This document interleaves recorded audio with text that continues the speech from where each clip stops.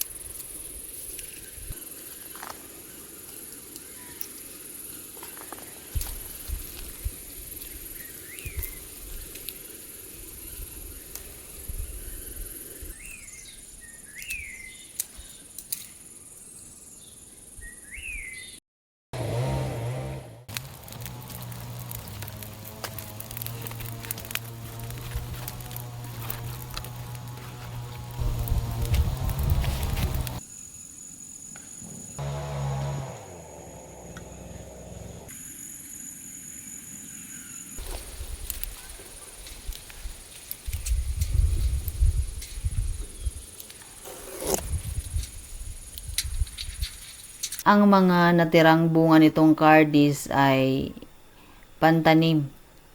Tuyong-tuyo na yung iba kaya pinagtatanggal ko na kasi sayang kapag humangin-hangin, yung iba nagkakalaglagan lamang yung buto. So ito po ay pantanim. Ang iba nito ay kailangan pang ibilad.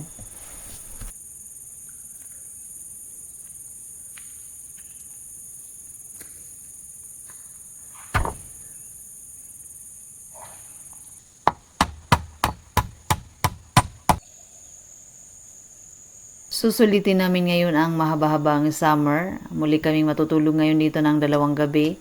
Kaya si Mr. ay busy sa pag-aayos dyan sa kubo para hindi makapasok masyado ang lamig sa loob. Kasi pag tuwing gabi talaga ay malamig.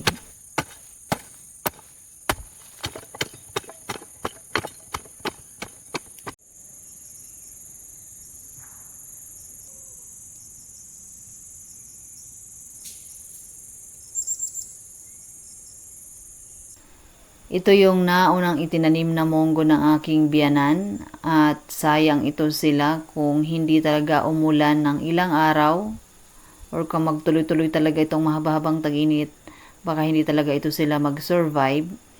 At kahit pa naman tiisin pa namin ang magdilig, iba pa rin kasi ang tubig ulan. Kaya gano'n na lamang ang aming pagtitig-titig sa kalangitan kung kailan ito magdidilim at magbibigay ng biyayang ulan.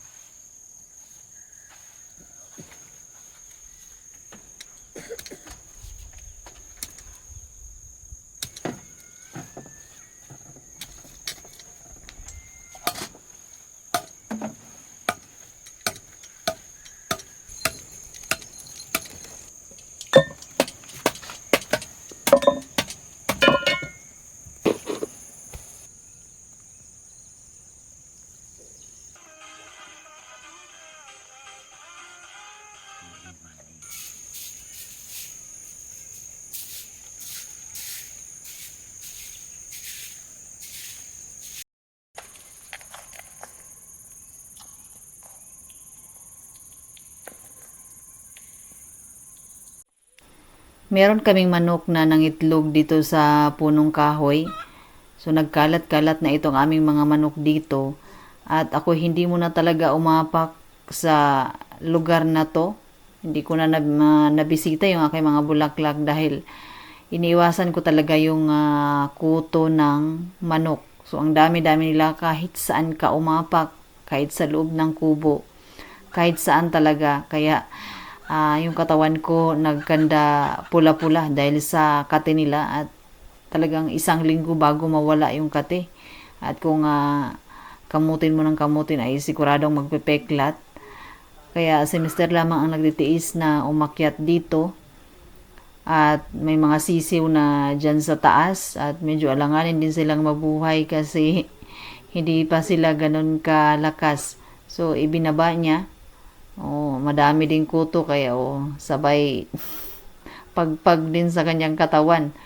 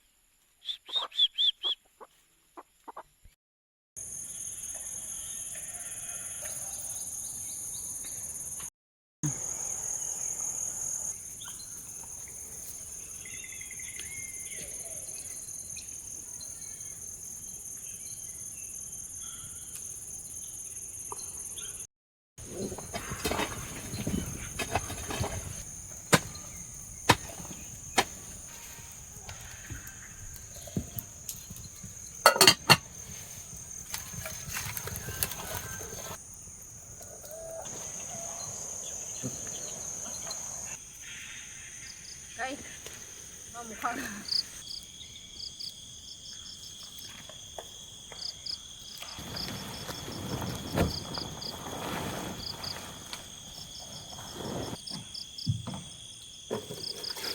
Lagay mo yung iba dito.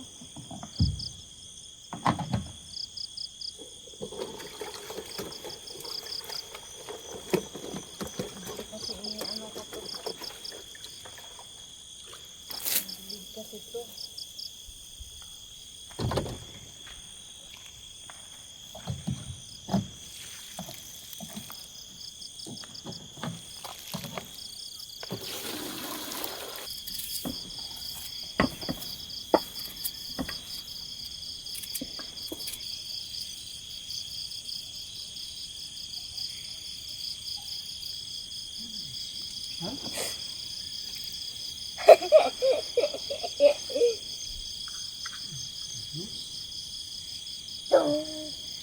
Ito na. Bina siya tayo na. Na.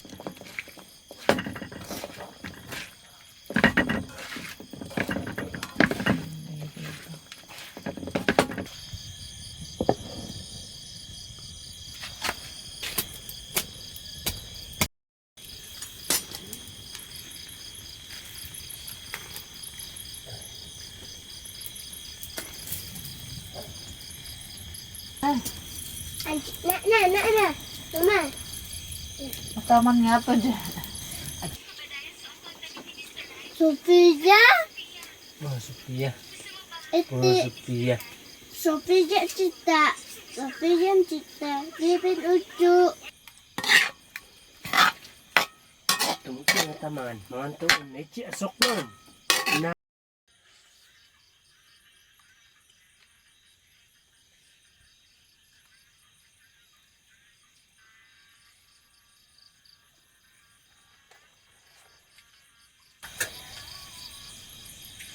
Ano itong batang to? Bakit? Na-apply na agad.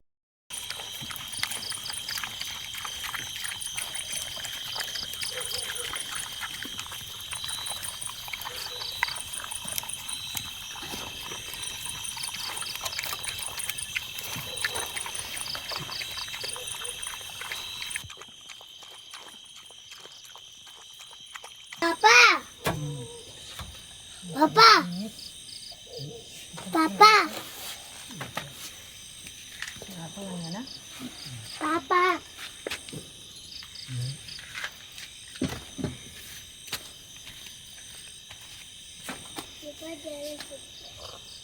Lapay, kapag sila. Ako nito, tumutok ang ngapin.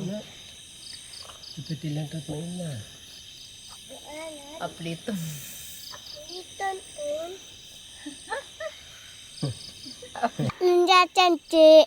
Hino niya na, No ana usija nila usija. No ana plastik. Plastic on. Stiker.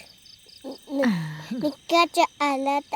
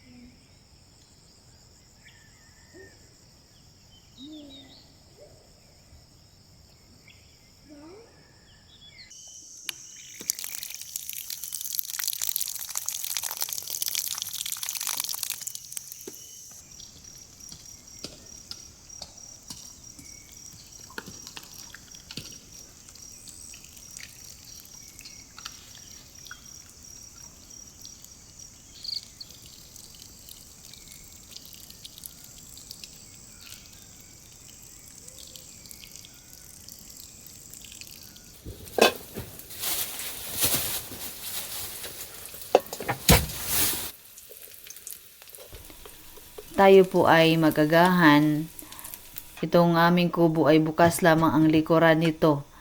Dahil pagka patanghali na ay sobrang init, lalo na at medyo mababa, kaya ramdam na ramdam talaga yung init. Bukas lang to dito sana, no? Ano ang magagawa ng wag na lang lagyan? Met lang, bukas lang.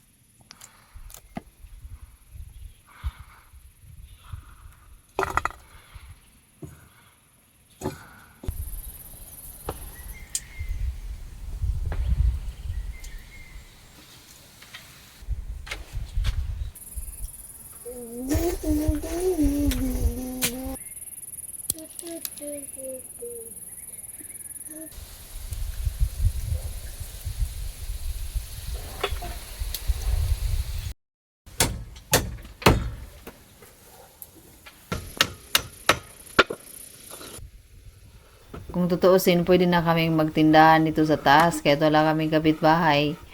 So, pwede na kaming magkaroon ng talipapa, kunyari. Di-display namin yung aming mga pananim. So, wala pa nga kasiguraduhan kasi walang ulan. So, pwede kami magtindahan dito kasi mukha naman tong tindahan. So, yan po ang purpose po niyan ay paglagyan ng mga kumot unan para pagka natulog kami, so merong space na mapaglagyan ng mga ibang gamit.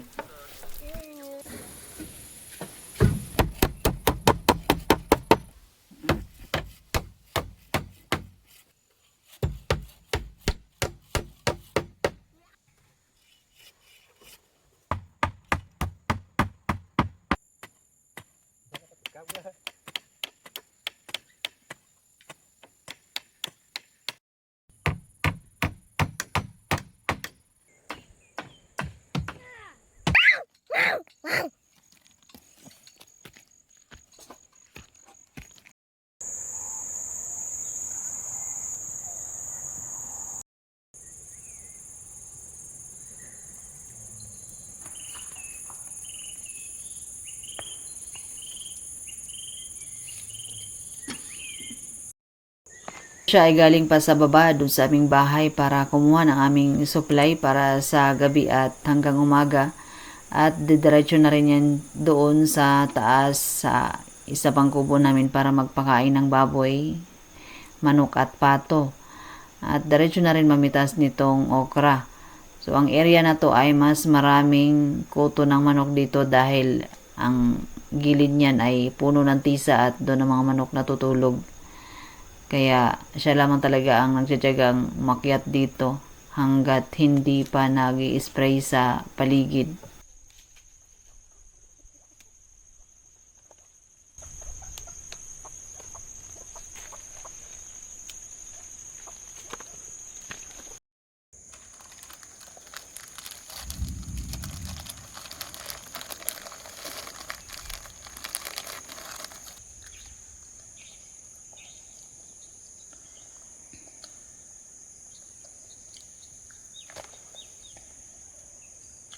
Katong ipapait, anak. Mm. Sumano ipapa. Nampaan. Palagi. Kagigising lamang nito, kaya ang sabi niya, kung dumating na daw ba yung papa niya. At kung nasaan daw. So sabi ko, nandun sa taas, nagpakain sa mga alagang hayop. Kahit hindi naman naalagaan ang mga okra na to ay may bunga pa rin naman silang ibinigay. Kaya nakakatuwa po talaga ang magtanim.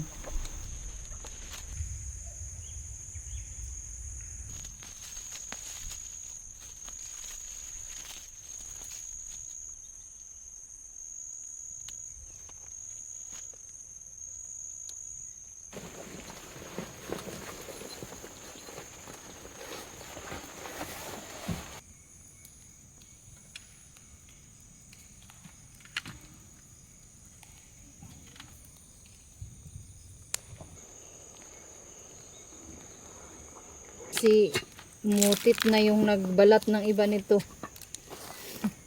Kakalaro niya.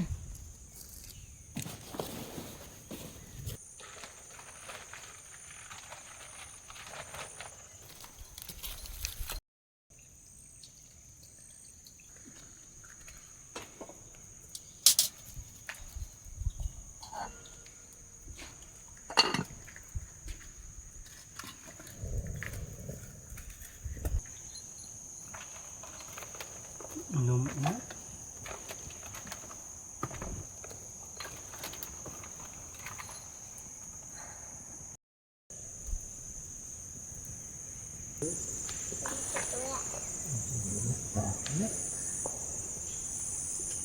Kita matungan na, sampai pag natin. Diyan.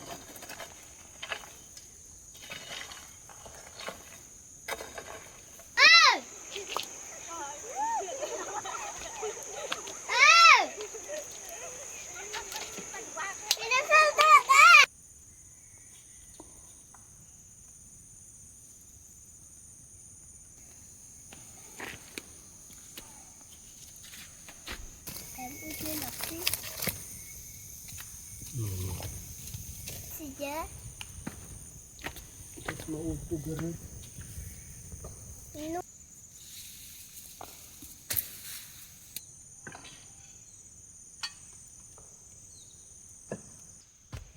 Dumilim na lamang at ako'y magsasalang na ng aming hapunan ay wala talagang ulan na dumating. Ang ambon kanina ay nabuhayan kami ng pag-asa na baka sakaling ang magtuloy-tuloy na umulan. Pero wala talaga kaya naging malaya muli ulit kami sa labas na magtrabaho. So, ito rin ang kagandahan kapag walang ulan. Pero, kung may mga tanim ka, ay yun lamang ang problema.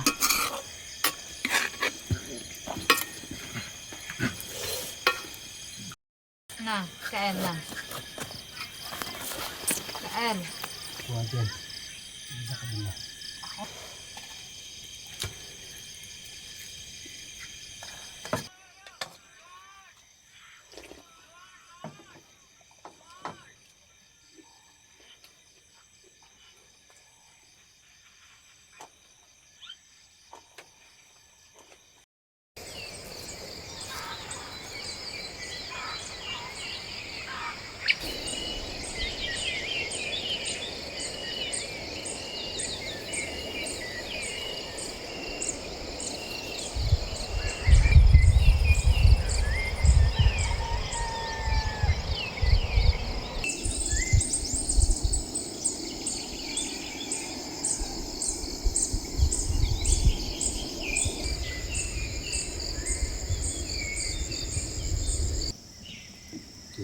wala na. Mutit. Tama na. Mutit. Tama sa. Kana. Mutit. Mutit. Kinabukasan ay dumaan ulit dito si Uncle. At yun din ang kanyang reklamo, yung katidi ng kuto ng manok. Kasi lalo na sa kanya at medyo malambot na yung balat niya, ay talagang sisiksik at sisiksik sa kanya. At ang aming agahan ngayon ay yung aming napitas na okra. So ito ay pakukuluan lamang namin. At meron kaming itlog at carrots. So napagkasarap ng aming agahan. Ang masasabi ko lamang ay tunay na masaya at masarap mamuhay sa bukid. At ang isa sa aming ginugol ay makapagtanim kami ng sarit-saring gulay, lalo na po sa ating panahon ngayon. So may mga gulay na hirap kaming patubuin, lalo na itong carrots kasi napakaliit ng mga seedlings nito. At yun ang aming ginagawa ng paraan na kami ay makapagpatubo at magkapag-harvest ng carrots. So muli maraming salamat sa inyo aming mga taga-subaybay. So sana po sa aming bawat pag-upload ng video ay nakapagbigay po kami ng inspirasyon sa inyo. At higit po sa lahat, sa ating Panginoon sa bawat biyayang ipinagkaloob niya po sa atin. Maraming salamat po, Native Kalinga. Bauli yan. At may goita papa mo sa